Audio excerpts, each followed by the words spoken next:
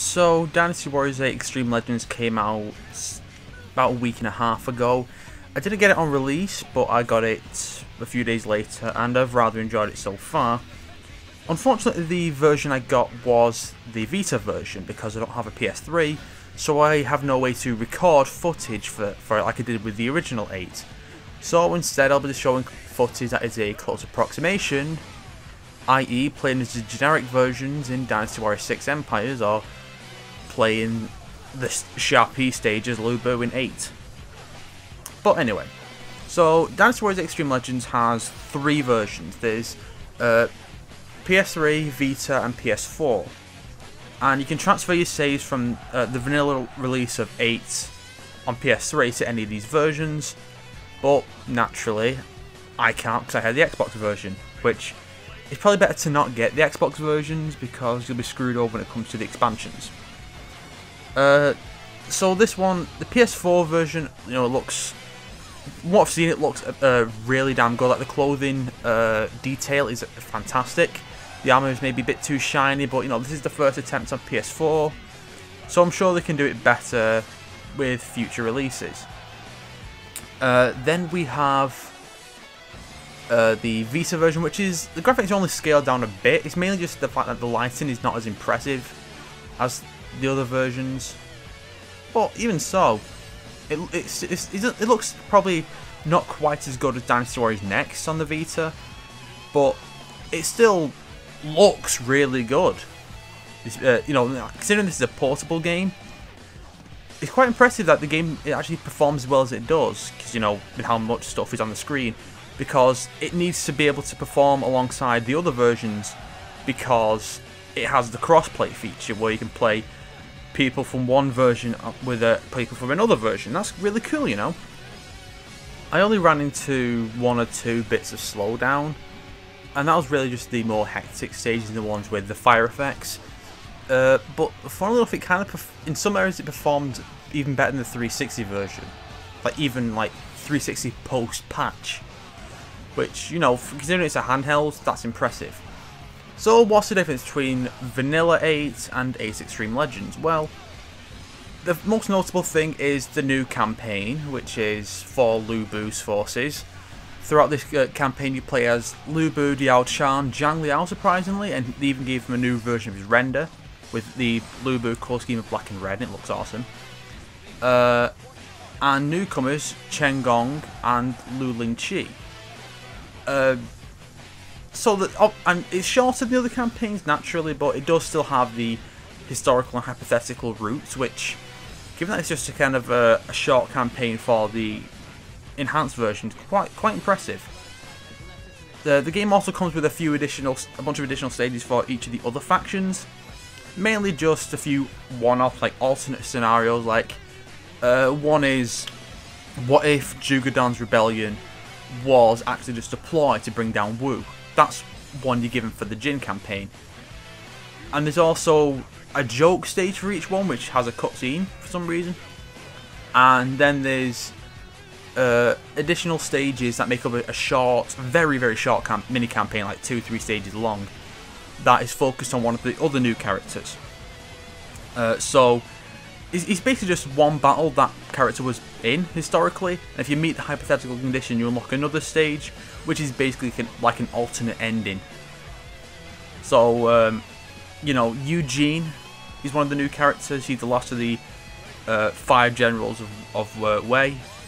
He has Fan Castle naturally, meaning there are now 5 versions of Fan Castle, which is fucking ridiculous. He's an interesting character because he's designed to be completely different from typical representations of him, and I like that, because otherwise he'd just be a complete coward.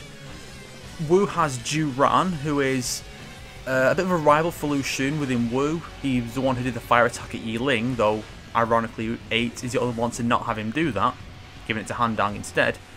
Ju Ran, I feel like his rivalry with Lu Xun may have worked better if he was older, but they're kind of going with this idea that once he and Lu Xun get over their rivalry, they'll become good friends and are the future of Wu, which is an interesting angle to go from.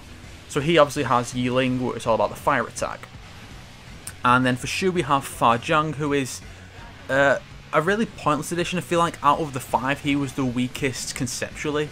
He's basically just like, he's obsessed with revenge and he's the darker teammate for the Shu characters. He just has the Battle of Mount Dingjun, where you're trying to get revenge, apparently. Kind of weird. But, yeah. That was an odd stage to have. And the character doesn't really amount to a whole lot. Maybe we'll see more in a say Dynasty Warriors 9. But for now, he seems about as pointless an addition as Shu. I said that Shu probably had more potential if he was a Wei character. The other 2 additions are Chengong and Luling Chi. Chengong is fantastic. He's by far the best new addition.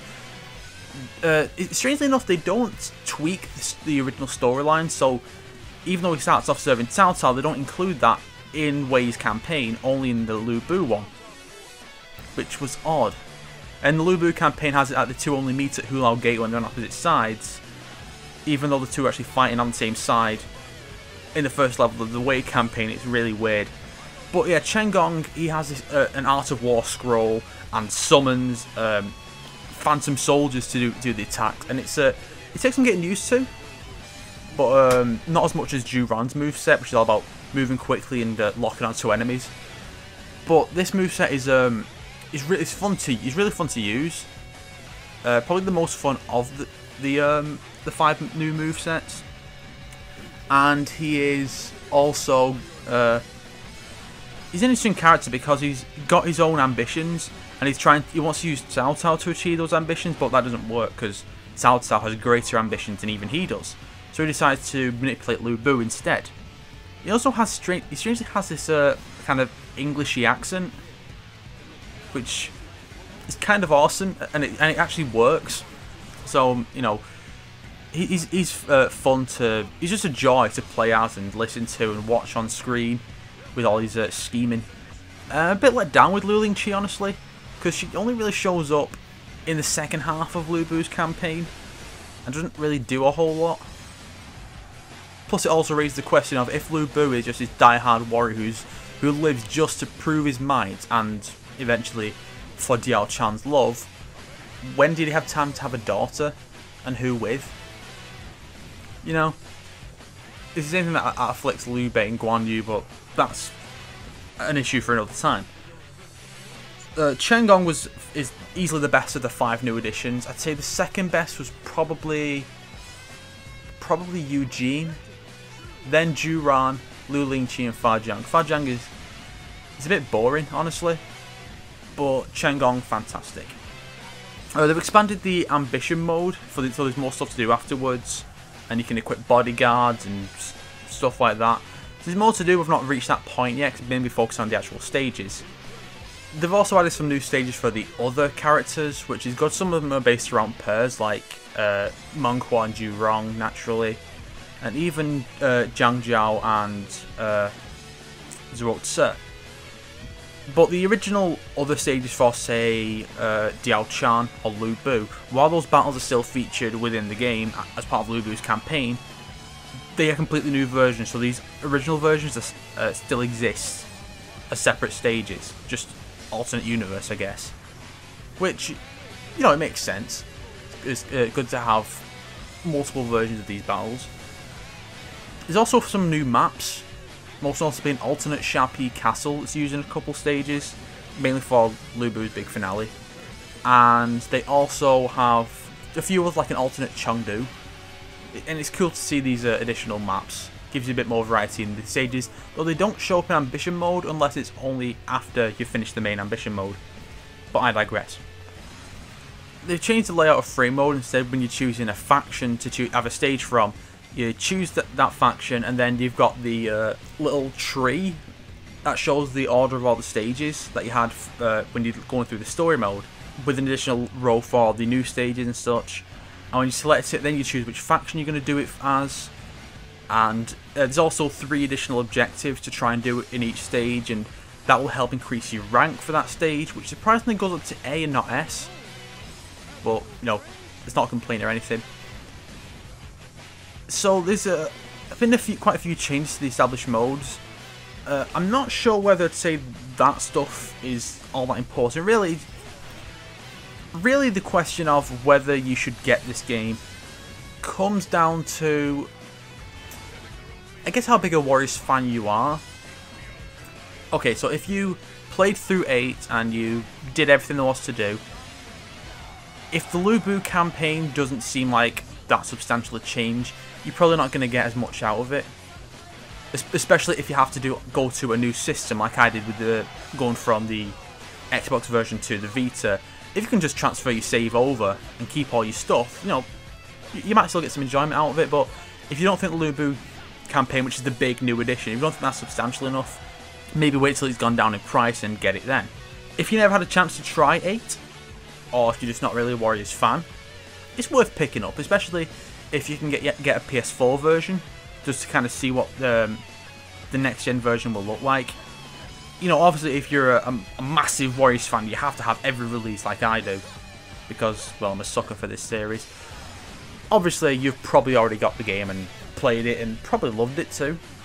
It's not a massive change from the core 8 experience, but there is enough there to keep you entertained for a good few hours with all the new stages and the new features they've put in, like the return of weapon fusion from Warriors Orochi, and seeing what the new characters are like, all the new EX attacks and stuff like that. Overall, I'm really satisfied with this expansion. I do wish that they brought it out on the 360 as well, because, well, I'm kind of screwed when it comes to the DLC I bought, and I think you can keep your DLC over and keep your progress, but I have to start from scratch with none of it for the Vita version, because, yeah, they didn't bring out the 360 release, which is a shame. Hopefully though, they're going to keep up this model of bringing out the Vita, PS3 and PS4 versions of all future releases, and if they do, that would be awesome.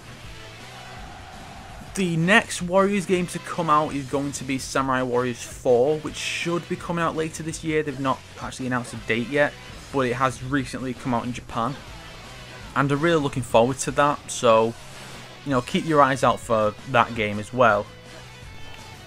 And just a quick addition, I forgot to mention this somehow during the actual review. It's worth mentioning the controls for the Vita version, because you might be wondering how the controls differ compared to the console versions with less buttons. Well, basically horse calling has been reverted from like left trigger in L2 to select, which, is fair enough. But you can also tap the bottom right corner to do the same thing. And it still works the same way as it does in the core game, which is good. And toggling the map between the mini-map and the more zoomed-in one, you just tap the map. Or you can press down on the D-pad.